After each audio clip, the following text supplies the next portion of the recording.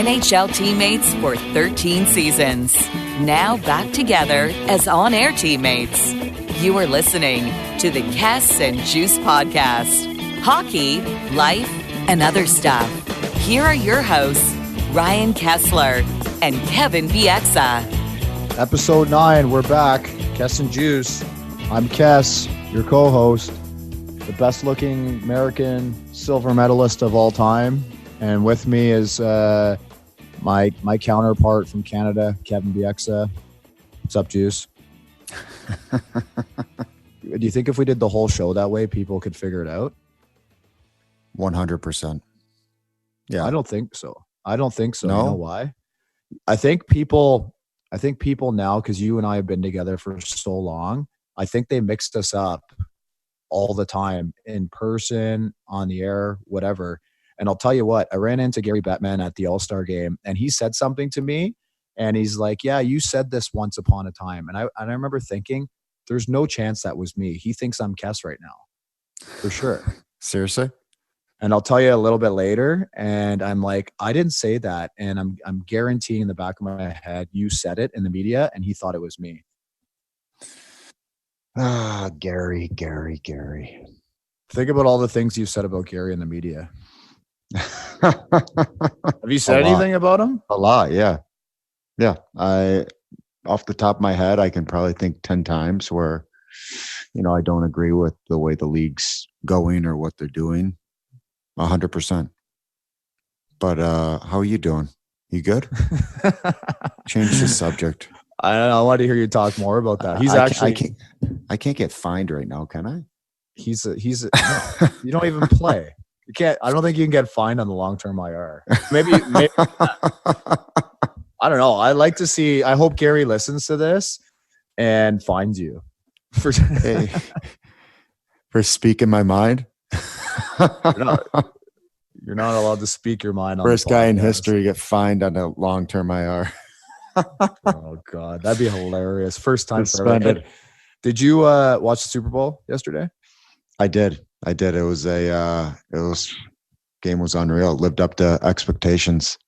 Once again, Mahomes came from behind. How'd you enjoy it? Good. It was quiet. I didn't have I think you had people over, you said, but we just me and Katie and the kids, and so I actually watched the game for, how many times we've watched Super Bowl over the years, and you're at a bar, you're at somebody's house or whatever, and you got like the squares going, you got all the little gambling things. Mm-hmm. You don't actually watch the game, right? Yeah. But I watched the game, like every play, because we were lying on the couch and we all watched the commercials together, and it was kind of the first in-depth Super Bowl I watched, and it was interesting because there was some momentum shifts, right? Like there was a time where I thought San Fran was going to blow them out, and then KC got going, and I'm like, wow, this is going to be a blowout. And then the start of the second half, San Fran came back at them. It was a great game, I thought, back and forth. Yeah, I kind of I watched it, but I didn't watch it like you were saying. It was just 30 people over and squares going, and that's flying around with commercials and God knows what. So I watched it, but I didn't pay close attention like you did. Favorite thing to bet on quickly for you for the Super Bowl? Is it the score? Is it the coin toss? Is it the color of the Gatorade? What else is there? I like first commercial. That's my favorite one. It gets the girls involved. It gets everybody involved, right? So everybody throws in $10 and you get 15 people in there and someone wins money. So, Bud Light was the first one. I didn't win anything yesterday. We'll also hit on pretty emotional week with the Kobe Bryant incident. And, we both have our feelings about that, and it hit everybody in a different way, but certainly hit you and I pretty deep, just being like a fellow athlete, competitor, one of those guys where you felt like he was immortal and above accidents like this, right? Yeah, for sure. He was, I would call him an idol of mine. Like we grew up with him. He was a guy that he was an ultimate competitor, but he was more than just an athlete. The person he was off the court. I think I heard he knows like 3 or 4 languages, and And he wanted to be more successful after his career than he was during. And he wanted to be more than just a basketball player, which is, you got to respect that, Yeah, and somehow we'll jump from that back into the Battle of Alberta, because there's been just firecrackers since our interview with Cassian a couple of weeks ago, and there's just the last two games. I watched both of them. They've just been so entertaining, and there's so much going on there, and there's the game within the game is on full display, and maybe you could probably give some perspective on what's going on inside each dressing room and how they're feeling and what they're thinking. And that'll be a fun one to talk about for us. Yeah. Those are the games you remember, right? Like the line brawls and the goalie fights. Those are the ones that will stick with you for the rest of your life. And you don't remember every game, but you definitely remember those. And it's, like you said, it's on full display right now, and it's exciting hockey to watch. And some of those games that we had over the years, our guest today was on the bench, and he was the assistant coach and penalty kill coach and defense coach for most of them. Rick Bowness is going to join us, and we've made mention over the last week. He's both of our unanimous favorite coach of all time. We've had some good coaches over the years, right? Yeah, he's the favorite. Putting it all together, right? Putting together hockey knowledge, like passion, how good of a system guy he was. I think mostly how he managed personalities was probably his biggest asset. 100%. Is his biggest asset. Mm-hmm. He's a good human, and as well as a great coach. So looking forward to talking to Bones here on episode 9 coming at you. So the Battle of Alberta cast is back in full force here for the first time since, I don't know, like from what I can remember, like the Gretzky era, like the 80s, maybe early 90s, and 2 games since the big one were the Cassian to Chuck fight that kind of started this whole thing off. And then they take a little break over the All Star weekend, and then the first game back for Edmonton is Wednesday. And did you watch that game, the one in Edmonton? The one with the goalie fight, or the Cassian fight? For the first one, right? Where first one? Yeah, I think Tkachuk fights him because he listens to Kess and Juice, and he heard you call him Obviously. out. He had to fight him. Then we all thought it was over with, which, I mean, I think it's water under the bridge between those two guys, but I don't think that's the last time they're going to fight. And you know what? I think it boiled over to the rest of the team, and it's everybody's walking on a fine line in that rivalry right now, and I love it. Yeah, I think Brian Burker, somebody made mention that when Perosh and some of the league officials come to the game, they almost create more energy and more, anxiousness and almost put everybody on edge so much that, the thing that kicked that game off for me was the Nugent Hopkins Monahan fight, right? Like everybody's wound so tightly on both sides, and they're like, oh my God, Cassie and Tkachuk are going to fight. There's all this like drama between the two of them, and everyone else is fired up. Monahan's never fought before. And Nugent Hopkins, he's got 2 or 3. Those guys had an unbelievable fight. Yeah. Kick it all off. Like that got everybody going, right? Like when your 2 skill guys that never fight have a huge toss up right in front of both benches. If you're on the bench on either team, like you're fucking fired up, right? Like you want to go out there and go through the wall for somebody. No? 100%. If someone did that and I was standing on the bench, I would. I think what I would do, Juice. I would. Well, it happened in Calgary when all you guys fought. I was pumped up and I tried to break Monahan's wrist off the face off the next shift because I felt like those guys, it was wrong what they did and they kind of I want to say picked on a rookie. I don't know if you can pick on a guy that's 6'5", but it was his first game. And, if you're going to do that, I'll go after your skill guy, right? That's this is you're talking about the Calgary line brawl. Yeah, the Calgary. Yeah, with Torch. Yeah, that's what I'm referring to. Thanks for clearing that. Think about if Hank or Danny grabbed Bolin and beat the wheels off him or something like that right in front of the bench. Like that would fire up the whole team where you would be going out. You would go out looking for something, wouldn't you? Oh, I'd love it. It would. it would get me so fired up. I'm getting goosebumps just thinking about it. So I think like both sides of like both teams in the dressing room before that game starts, I think everyone's fired up. I don't think it's just Cassian and Tkachuk like everybody thought. And Tkachuk, I was told, wanted to fight off the opening faceoff. I think he tried to talk to Cassian in warm up, and that's my intel. I got some good intel on this.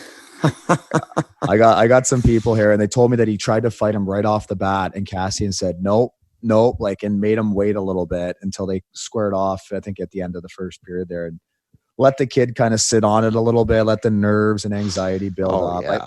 That's actually a good mood. That's a good move by Cass, because Tkachuk was probably, he was nervous for sure. He was nervous. And he wanted to get it out of the way right away so he could play hockey. And I love that Cass did that. It was a good veteran move, like you said.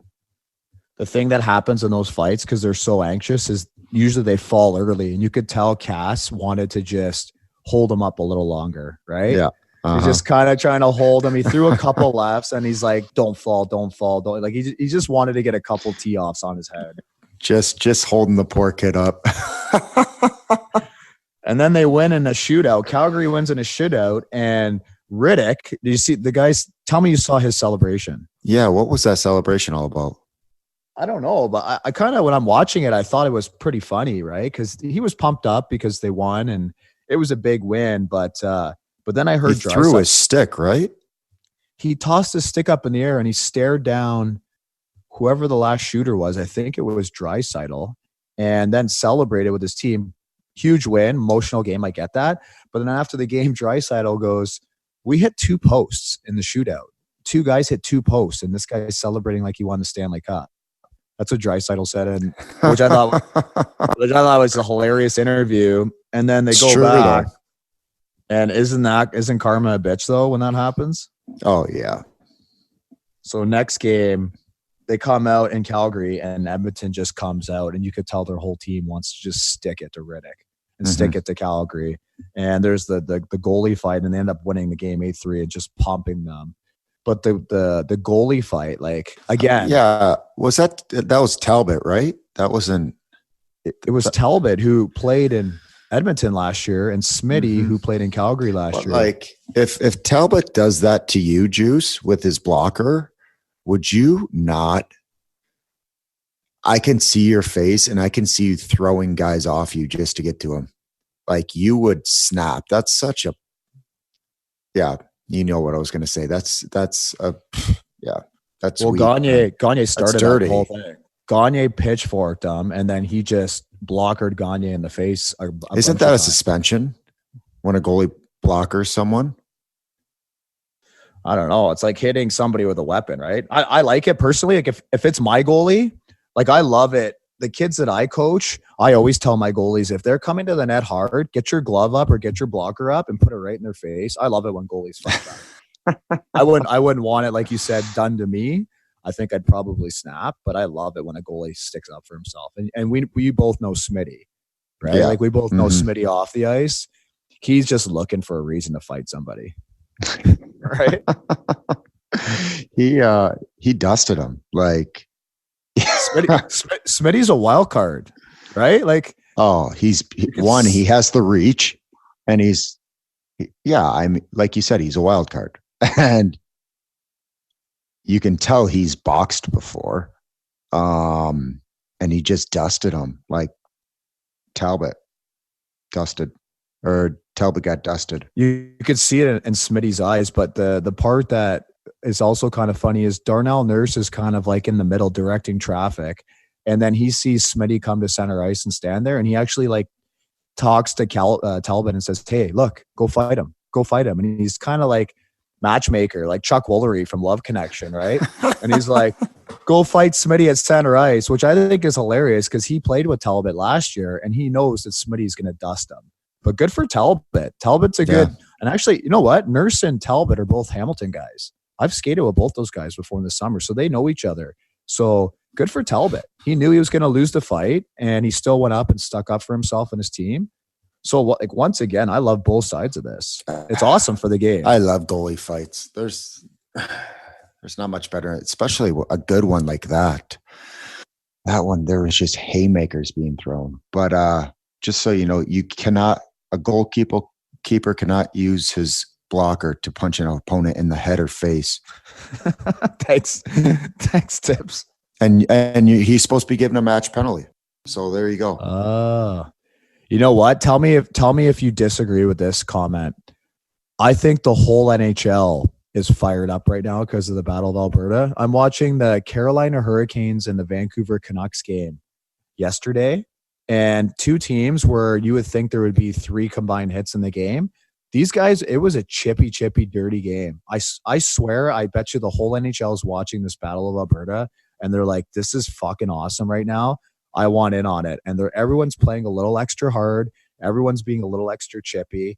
And this is just the perfect time of the season because down the stretch, all these games are so important, right? All the games that you thrived in. You know what? Like, I think the NHL is kind of doing it backwards, in my opinion. Like, that's what sells the game, right? Intense games like that. And they're trying to figure out how to get more goals.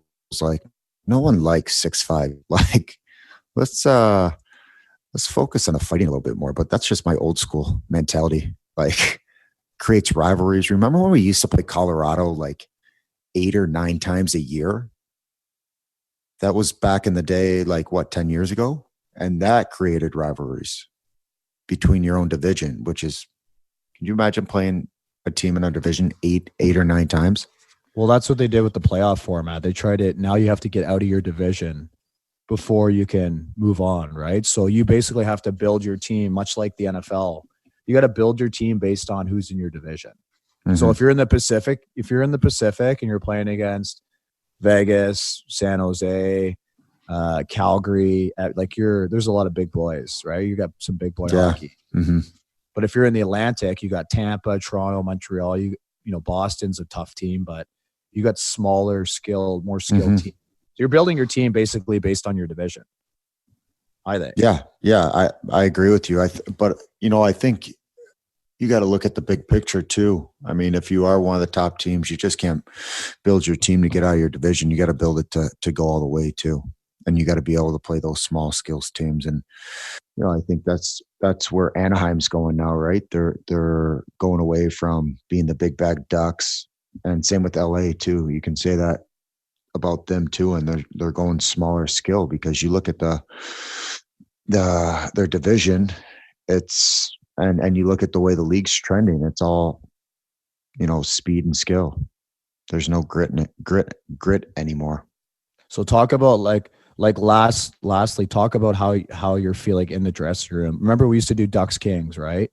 When both teams were sick, and we used to have super physical games. We used to battle for the Pacific Division.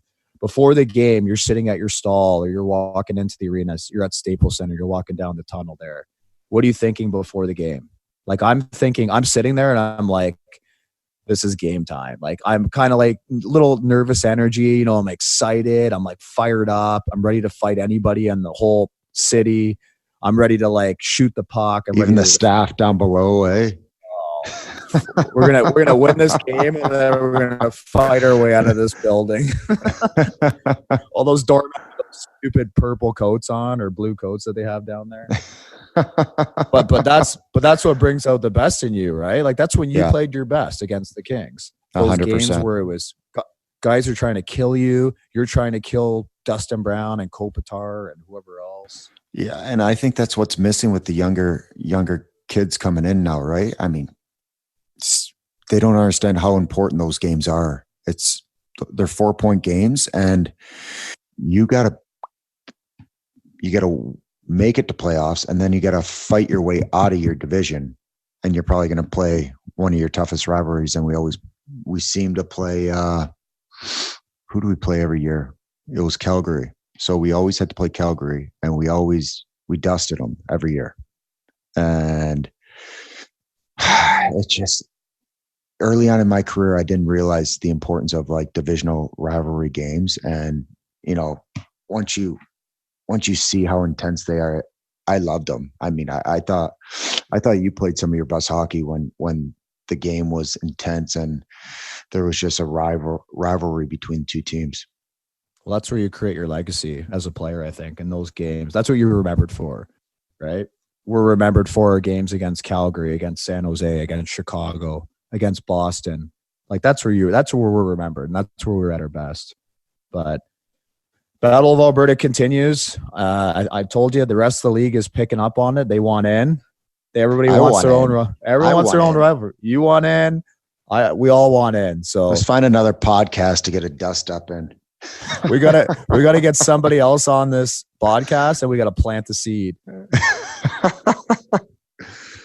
You're welcome. You're welcome, NHL. We started this. You're welcome, Gary. So, Cass, so I'm walking through the lobby in St. Louis, and I'm about to check out. I come down to the lobby, and there's a TV on in the lounge, and I walk by and I read the caption at the bottom right away, and Cole's with me too. And right away, I want to hear what your first. You kind of told us what your first reaction was, but felt like I got punched in the stomach right away, right? And obviously didn't know him, saw him around a little bit, but he's one of those guys where you just thought he was immortal. Right? Because of what he did on the court, because of what he accomplished already off the court in a short couple years retired. Like I'm looking at his accomplishments here. There's too many to read. Like this guy, 18-time MVP, NBA All Star, 5-time NBA champion, 2-time Finals MVP. Like it goes on and on. Like slam dunk contest champion, wins an Oscar, father of 4 girls. Right? It's just too much, and it's like it's hard to think about. And you said that you kind of burst into tears. I was in and out of tears all day long, and I'm not an emotional guy. Like when, I've been through some tough times in life, I don't show emotion too often, but this is something that really resonated with me, and you were the same, right? Yeah. I was, like I said, I was out shoveling snow, and my wife told me, and I burst into tears. And to be honest, I've been stuck in this Kobe vortex of looking at past interviews and teams honoring him, not just in basketball, but hockey, tennis, golf, soccer, overseas. It's not just he brought a world together. He just didn't bring the United States together. And for me, it was I didn't know him. I was at a couple events with him, seen him in passing with living by him. But, for the past couple of days, I just been trying to figure out, like, why is this hitting me so hard? And I think you hit the nail on the head. He was larger than life. He was an unbelievable competitor. He was a father of 4 girls. And just from talking to people that know him and listening to interviews, he was a family man, and his girls were everything to him. And, I can't imagine how not only him, but the other 7 passengers and their families, how they feel. It was a sad day for sports, not just basketball. And I think it was the way it happened. It was just such a tragic event, right? It's not like he died of old age or, he was by himself. So tragic. I mean, like he would go trick-or-treating in my neighborhood every Halloween with his kids, his girls when they were younger. Everyone in my neighborhood speaks so highly of him. We go, like I said, we go to the same breakfast place. The owner there just loves him, like a guy who just treated people the right way, and obviously a tremendous athlete. And I guess his wife and him never flew together, though. That's what one of my people were telling me here, that they much like our friends, right, that we went to Italy, they don't fly together until the kids are a certain age, just in case there was ever an accident. So it was kind of one of those things. I mean, there's no silver lining here, and I mean, his wife not being on the helicopter we're all glad for. But one of those things, like, it's just so hard. Like I was like you, Cole and I are sitting in the hotel, and we're watching Kobe highlights, and we're watching interviews, and we're watching, the games that we're on, and how they're all taking the 24-second violation to start the game in honor of him. And it's so hard to like watch it and listen, and it hurts so bad that I just stop looking, because you just don't want to subject yourself to that pain over and over. It's like one of those things in life where it just doesn't make any sense, and you just can't keep looking at it because it makes you feel so shitty. So I had to stop looking at Kobe highlights for a while. Yeah, it's like you get buried in a rabbit hole of Kobe interviews, and it's you can't stop looking, and then you start crying again, and like I said, I didn't know him, but like he was a hero to me. Larger than life figure. Just the way he competed and how he was on and off the court is probably what I looked up to the most, right? He wasn't just a great athlete. He was a great human being. And, I think that smile and just the way he treated everybody was the right way and something that, I want to strive for in my life. Okay, let's try to change the topic and cheer everybody up and talk about All-Star Game a little bit. Did you watch any of it? You said Riker did, right? Did I watch any of it? I sat down and watched with Riker 3 times, and the results never changed. Pacific still won 5-4 in the final game, and so you did watch it. Same jokes over and over again. I don't know what you're talking about. So they made me. They didn't make me. They requested that I go on ice. This is the thing I was the most nervous about the whole weekend. Is they said, we got special clearance from the NHL, and you're going to go on ice, and you're going to skate around, and you're going to interview the guys while they're actually warming up for the skills, right? I'm like, fuck, are you kidding me? Like, they're like, yeah, bring your skates. So I bring my skates begrudgingly. I'm hoping they're going to forget about this idea and move on to something else. So they're like, producer's like, nope, you're doing it. Like, it's going to be great, but you're going to be live. And I'm like, oh, perfect, more pressure, right? So I go on, I put my skates on, I have the tracksuit on, I'm on the bench, and I got my earpiece in, and I'm just waiting for instruction. And nobody really knows what's going on. So the players kind of get introed, and I'm just kind of looking at some guys trying to figure out a plan in my head, like who I'm going to go to, like some of the guys I already know, some of the guys I've already spoke to. And all of a sudden, producer goes, go. And then all I hear in my earpiece, like Ron McLean go, and now we're down to the ice level to Kevin. And I'm standing in the middle of the ice, and there's nobody around me. And they're like, Kevin, how's it going down there? And I'm like, oh, it's good. And then my producer in my ear is like, go find somebody. Go skate fast. Skate close to somebody. And so I'm like wheeling around the ice trying to find somebody to talk to because I'm live, right? And Patty Kane skates by me, and I go, Patty. But like he sees me talking on a mic with skates on. He's like, what the fuck is this guy doing, right? So he kind of like looks at me, but like and smiles and keeps skating. So I actually grab him by his jersey, and I stop him like in his tracks, and he kind of like stumbles a bit, and he's like laughing. And I'm like, hey, and I start asking him a couple questions, and he's like, oh yeah, like what are you doing? And then I'm like, okay, back up to you, Ron. And he goes, no, we're staying with you. Go find somebody else. I'm like, fuck, perfect. So then I go around, and luckily I think Pedersen was close to me, and I grab him, and he started juggling the puck or whatever. And that was, people seemed to like that. So anyways, I get through that, go back to my regular job. And then the next day I come in for the All-Star Game, and they're like, hey, Kev, you're going to do it again. And I'm like, oh, are you kidding me? Like I finally like got through it.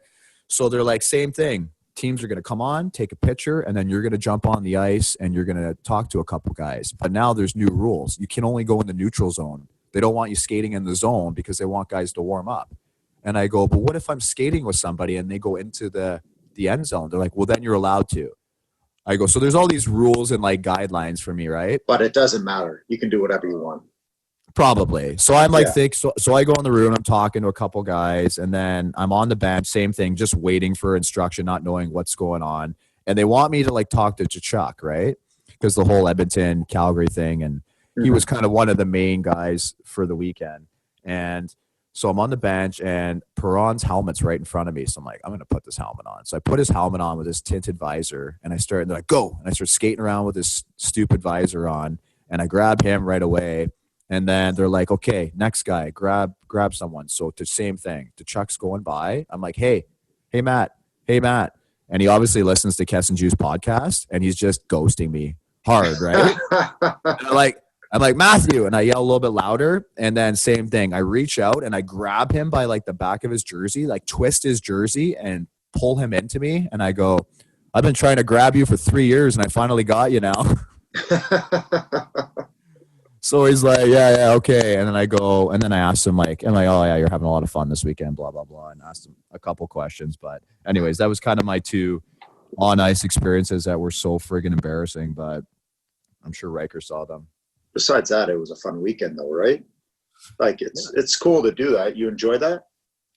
I enjoy it. I think Brett Hall was a bit of a beauty, right? Because they had some honorary coaches. And he was one of them, so I kind of got to hang out with him. But you know what? Like, there's people are never going to be super happy with everything. So there's some people that complained about the Shooting Stars event. There's some people that complained about some things. But at the end of the day, Cole comes every year, and his buddies come, and they have an absolute blast. So it's for the kids. Like, we have to remember that it's not for the hockey fans, right? No, it's not for the diehards.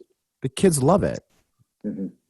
Like, the players are so receptive to the fans, and they give so much. And you know what it's like. Like, it's a little bit of a pain in the ass to get there. It's a little bit pain in the ass, all the things they ask you to do. But once you're in the moment, like, all the players are so good with the fans and the kids. And that's what it's all about. Because you're torn, right?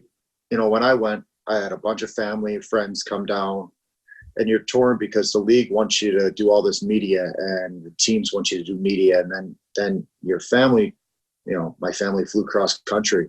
So, you know, you want to spend time with them. So it is a lot, but always you never hear any guys complain about it. A couple guys that kind of impressed me a little bit. Yeah. Who impressed you?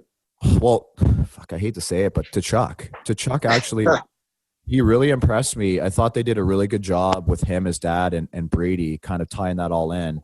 But he was a good interview. Like, he wasn't a boring interview. He did a ton of media, and he actually played really well in the game, right? So he impressed me a little bit. He impressed me, too, in the game.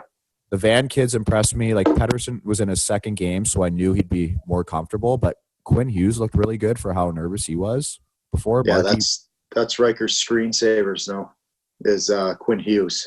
He took me off and put him on, so that was humbling. I think he's forgetting about me. You were replaced by I was replaced by a kid, a 19-year-old. Is he 19 yet? He's 21. He's 21. Yeah. No, sorry. Quinn Hughes, I don't know. Pettersson's 21. Quinn's probably 20, 21. 19, 20, yeah. Right around there. Actually, Huberdeau impressed me. Barzell impressed me. Yeah, he's fast, eh? Yeah. You can tell the first game definitely didn't impress me at all. I was like, what is going on here? Like, guys not trying. The pace was so slow. And then when Pacific played the Central, it picked up. And then the final game, it really picked up. I enjoyed watching the final game. Well, Hull the one time, he's going, he's an entertaining guy. I think there's some clips on NHL.com of him and his commentary. But he goes, a bunch of guys come on. He was coaching the Central. So, like, all the St. Louis guys, all those guys, Sagan, trying to think of who some of their big guns were, Josie. But the guys come off and he goes, hey, guys, he goes, if you're not going to work harder, I'm just going to go to a restaurant and get myself a petit filet instead for $70. And the guys are looking at him like, what the hell are you talking about? He goes, yeah, why don't you try, or I'll go get myself a filet. What other funny stories do you have from that weekend? Not to put you on the spot.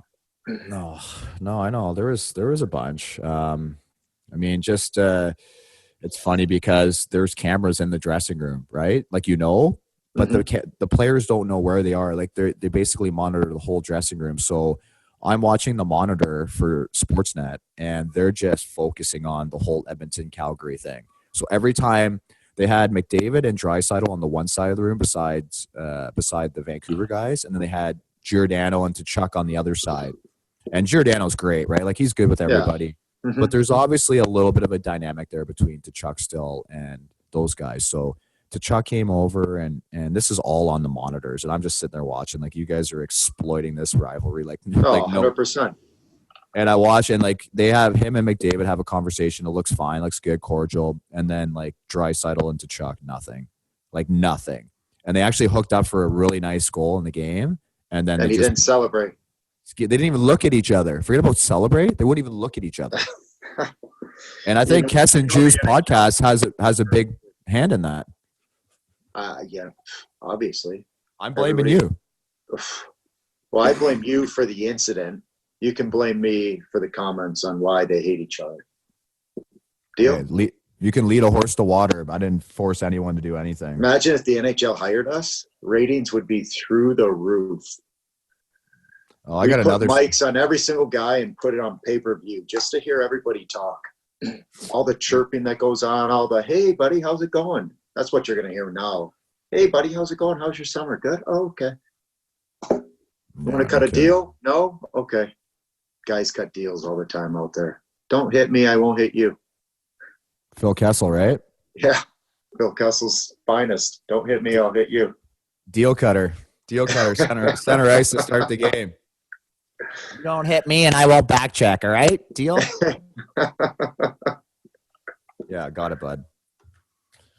So anyways, for all the people who are, talking about the All-Star game that didn't like it, just keep in mind, it's for the kids. That new event, the Shooting Stars, where they shot off the platform, that was interesting, right? Like that's a little bit of a novelty kind of carnival game type thing, which they admitted to, but yeah. But it's not like the guys practiced it. It's their first time doing it. You can tell they're skilled just from doing it for the first time, right? Well, they got like a little practice the day before. They all did like 20 pucks each. But it's like, who practices shooting it off a 30-foot platform? No. And a little bit of luck associated with it, you would think, right? Yeah. But I think it's something different, and the NHL is trying, right? They're trying to make the All-Star game fun, and especially for the kids. I think the kids really enjoyed that.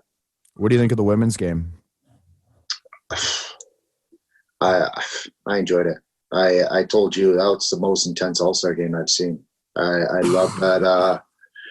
It was a 2-1 game, if I'm not mistaken, and the intensity. Obviously, players are back checking. You can really see the skill and the speed of the women. And, I love that the NHL is promoting women's hockey because, to be honest, I think one of the most intense rivalries between two teams and it ends up being two countries is USA, Canada. And, the NHL did a good job of promoting it. They were serious about it too. Before the game, it's all pictures and selfies and all that stuff. A lot of them met the players and had like a jersey exchange with some of the guys and everything. Mm-hmm. But once the game got going, like these girls were fierce. Like they wanted to beat each other for sure. And the Canadian goalie actually stood on her head. She was player of the game by far. She was good. I don't know if they like that. I'm sure they wanted a high scoring game to kind of showcase the skill and the speed. But both teams were playing to win. That's the problem. Like they were back checking. They were like playing hard. So it was a good showcase, and I know some people complained it was a little bit long and it dragged out the whole skills competition, but these women deserve a platform to showcase their talent and their skills, right? And it's a different game than the men's. Let's be honest. It's not as fast as the men's. It's not as skilled, but it's still super entertaining, and they're still really, really skilled at their sport. So people got to keep that in mind. Yeah, I agree. I really enjoyed watching the women, but I think, like I said, as the games went on, the final game of the men's was intense. And, to be honest, the All-Star game, like you said, it's for the kids, and, the guys enjoy doing it, and we're trying to sell the game and have fun with it. Now the guys have to prepare for the second half of the season. So I get why some guys weren't going balls out, but at the same time, it's for the fans, and it's just to enjoy it and enjoy it with your family. Kess and Juice will be in Sunrise, Florida next year, broadcasting live from the All-Star game. You think? Yeah, we will. You're listening to the Kess and Juice podcast. Our next guest, 2,400 plus games coached, husband of Judy, father of Ricky Jr., Ryan, and Kristen. Played hockey once upon a time. In the second round, he was drafted in 1975. 6 years as a defensive forward. And I'll ask him if he thinks he knows why I'm calling him a defensive forward when we talk about his stats. He found his knack, though, coaching, and he's coached in 5 decades now. Started in the late 80s. He's now the head coach of the Dallas Stars and he's been an assistant coach for over 24 seasons. We had the pleasure of having him for 7 years in Vancouver. Who is he, Kes?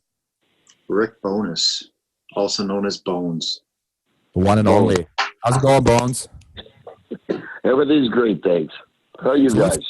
Let's go back to Judy. Judy was like, and still is, the ultimate hockey mom and wife, correct? Like, she's like the mom of the whole team and all the wives.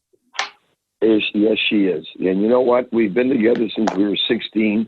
So she's been through this whole journey with me of, I don't know how many years now, 45 years in the pros as a player, as a coach. So she's been through it all. And the remarkable thing about Judy is that there's a lot of remarkable things about her. And you're right, she is the mom. She's the go-to for all the wives to talk to. She has never once complained to me about all the moves. Never once in her life and our lives together has she ever said, well, Rick, maybe you should try doing something else. Because getting sent to the minors like I did as often as I did, getting fired as often as I have, working in so many organizations, never once has she complained about the moves. She just said, okay, where are we going next? So among her many amazing qualities, that stands out for me. She's been an amazing woman and amazing support for me through all these years. But she hasn't done a good job in everything. She is probably responsible for your wardrobe, is she not? She is, yeah, and that if you must know the truth, she's been cutting my hair in the last couple of years because I hate going to a barber. I hate going to a barber and sitting there and talking for 15, 20 minutes. So she's been doing that. But yes, whatever she puts out, I wear. She buys it. And she picks it out, she lays it out, and I put it on. We don't even have a discussion about it anymore. And when I go on the road, she's nice and thoughtful enough to make sure the right ties with this shirt and they're on top of each other so I don't screw it up. But what about yeah, Kes, what do when we think of Bones and his wardrobe, what do we think of? First thing that comes to mind is the Reggie Dunlop jacket that he always used to wear. You still got that, Bones? No, I think she threw that out. I think she got tired of it too. But that was a great road jacket. I never wore it behind the bench. I might have been, maybe once I snuck it in there. The only way I'd get that out of the house is if I wore it on the road. But that was a great road jacket for the airplane. Anyways, you guys didn't like it very much. I get it. We love that jacket. That must be one of the few things I bought. Thank God for Judy's sake. But we have so many good stories and memories with you over our career. But let's start with a quick hockey question. Just mentioned you've been coaching for 5 decades, right, Bones? Like, you started in the late 80s. You're still going strong. No, actually, Kevin, my first coaching gig was in November of '83. Wow.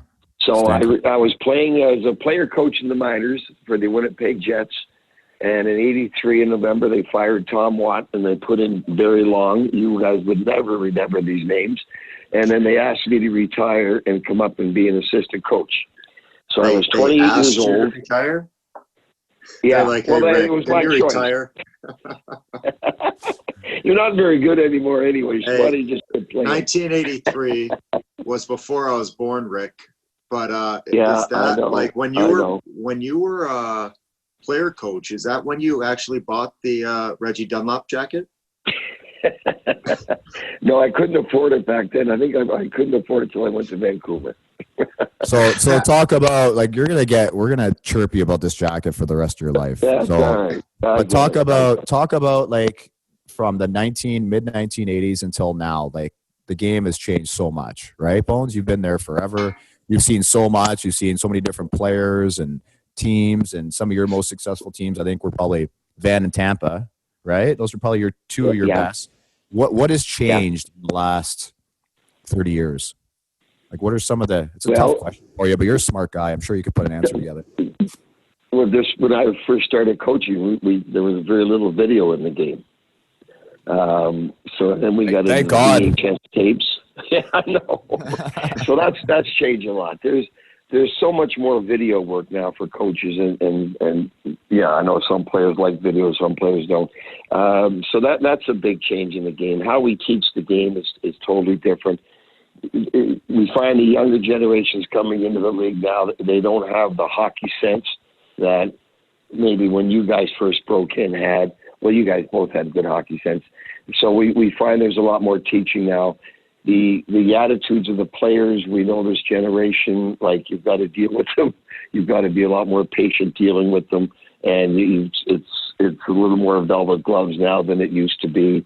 The game itself is so much faster now than it was 15, 20 years ago. And talking to the guys that even played in the 80s and 90s, they see how fast the game is today. The skill level of the players is better than it, in terms of the whole league, and that's why you have so much parity in our league today. So there's been a lot of changes to the game. The fundamentals of the right way to play the game have not changed. Everything else about the game has. And the players, again, they're faster, they're bigger, they're stronger.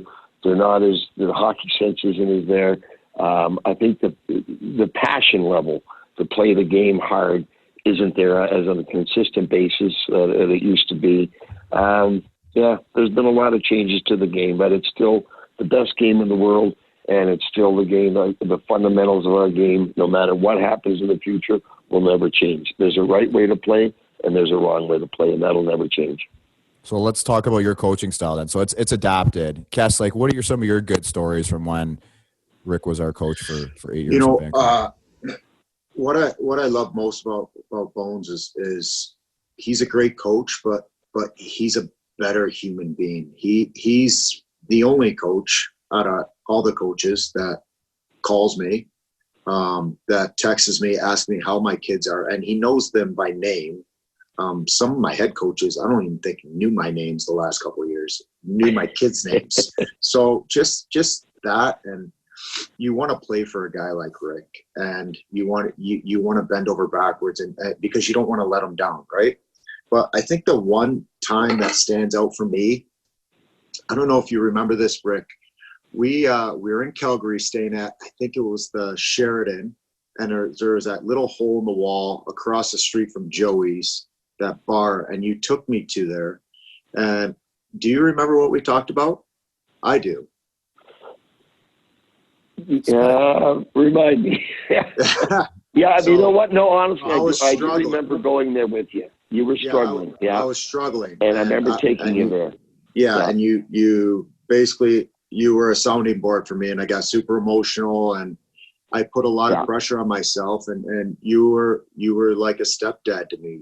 I was able to talk to you and talk through my frustrations, and you told me not to cheat the game and to only worry about myself and not try to do everybody else's position, and just do me, and I'll get out of that. And to be honest, I used that for the rest of my career. And I remember you taking the centers and the D's out for beers, a couple times, 3-4 PK times guys. a year. It was PK guys and D, right? Because they're the only responsible guys on the team.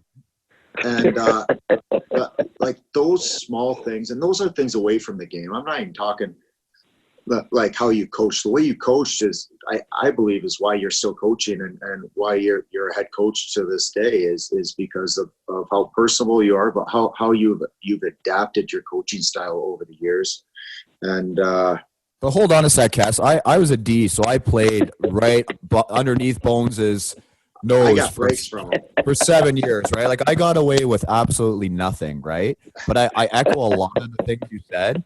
But there was one meeting in particular that I remember with Bones, and there's a bunch of meetings I remember, but there was one we had. Remember, we first did the video room in Vancouver, and we had like the big projection screen. And I remember we were going through a really tough phase of the season, and you called all the D in, Bones, just the D. And you went through, and you're like, just sit there, shut up, and watch. And you went through maybe 3 clips of every single defenseman making terrible plays. And then you said, then you went around the room, and you're like, Willie Mitchell, your job is to stop the other team's top friggin' line. Schneids, your job is to get off the ice when the other team's top line is on and let Willie do his job. You're like, Juice, you better shut your mouth and stop talking back to me on the bench.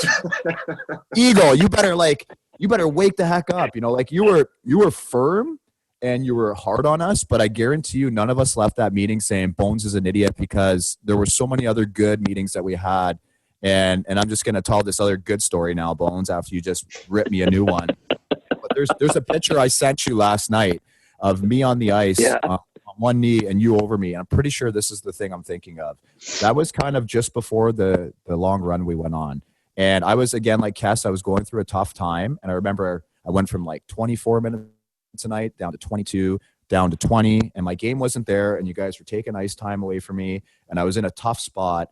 And I remember one practice, I'm just sitting on my knee after practice. And I'm just like Kess, right? Like I'm thinking about everything and I'm emotional. And you came over and we'll post this picture. And you got down to my eye level and you said, what's going on? And same thing. I think that's the only time I was ever emotional with you. And I said, you guys are phasing me out. You guys are taking away my ice time. I know I'm not an idiot. I know what's going on. You're going to get rid of me.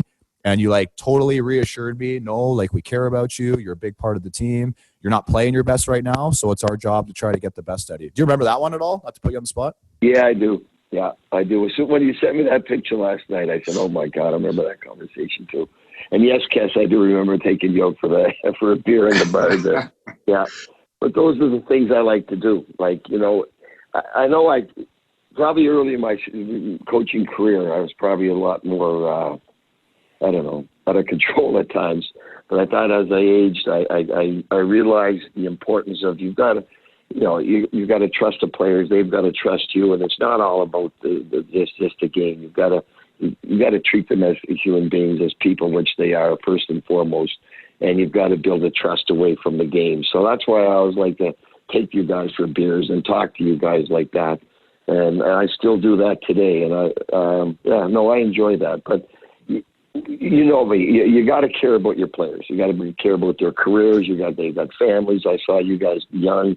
You got married. You had kids. And we went all through those years of all you guys. And that's been the fun part of when you look back at a career. Like I love those years in Vancouver working with you guys. But again, as a coach, you've got to build that trust, and you've got to build some kind of a firm relationship off the ice, so that you can have those talks. And you're talking more as a consultant, and a friend more than just a coach. So I still do that, and I still enjoy those things about the coaching part of the game. But again, as a coach, you got to care about your players. For me, and you guys know what I think of you too. So. What about when you broke up, Kess and I? That's a positive.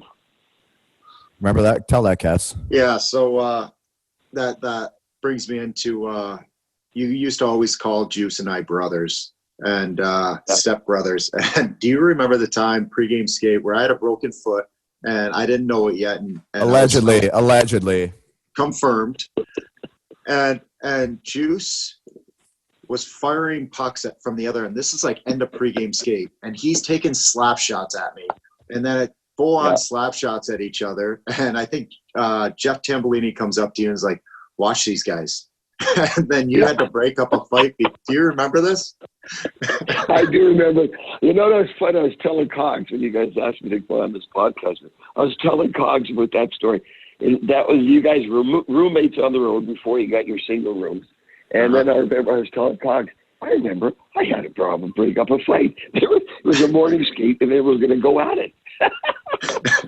But that's kind of like you saw Keith. I'm not saying we're Keith and Taves, but you see that the other day, right, or a week ago. It's the same thing. Yeah. Like our team and Bones. I try to tell the kids that I coach now, the best teams I played on were those years where me, Kess, Burr, Willie. We would battle the crap out of each other in practice all the way to the line where we wanted to fight each other. And then afterwards, we'd walk out of the rink like hand in hand and go out for lunch together. Yeah. And that made us all better, right? Yeah, that's the passion. That's the passion that's what made both of you great players. It's one thing to have the skills and everything else, but man, you got to have that passion because the passion drives you to the next level. So you guys had it. Maybe it went a little overboard that morning, but that was okay. What about you've coached? That's what makes you special. Yeah, Kess is special, that's for sure. There we go. You've coached with like 16,000 coaches before, Bones. Hard to narrow it down. I'm sure you enjoyed it all. But like, is there one coach that stands out that you really just meshed with, or coaches, or staff? It was Elaine. Elaine and I worked together in Ottawa before we worked together in Vancouver. But when we brought in Newell Brown, and Newell made this comment to me, he says, Bones, it was about 2 months into it. He says, I can't believe this. You in LA, you yell and scream at each other. You go at it. And we're like you two. At the end of the meeting, you walk out and you're hand in hand and you agree on everything. He said, you're like an old married couple. You go battling at each other. And then when it's over, you walk out the door and we're all on the same page. I think we've shocked Newell and how the arguments that we used to have. So he would sit in those meetings and hear Alain and I going at it, and he'd just shake his head. I think we intimidated him for a while, but I think he just got used to it. But no, Alain and I worked really well together. But, you know, it came to the point when we did leave Vancouver, and it was time. We were there 7 years, and he went to the Rangers, and he really wanted me to go with him. But I didn't want to get that label, okay, you and Alain are tagged together.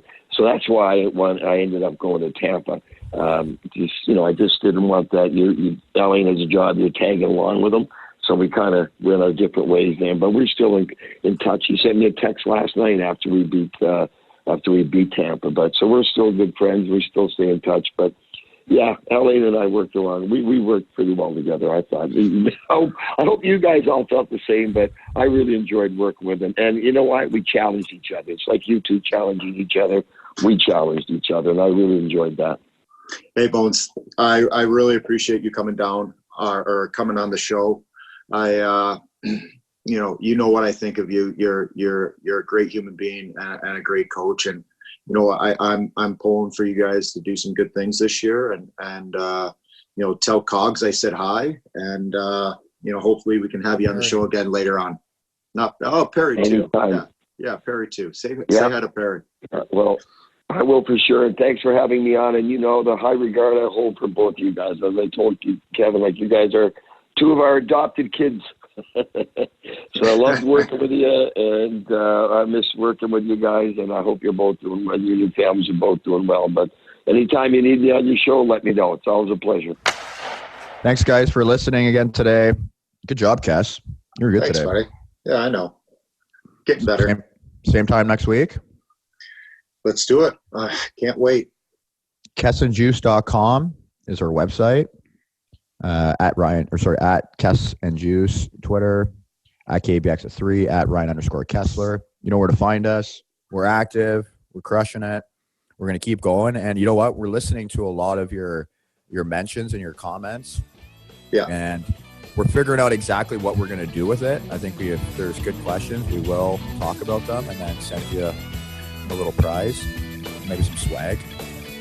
Yeah, I like that. Let's do that.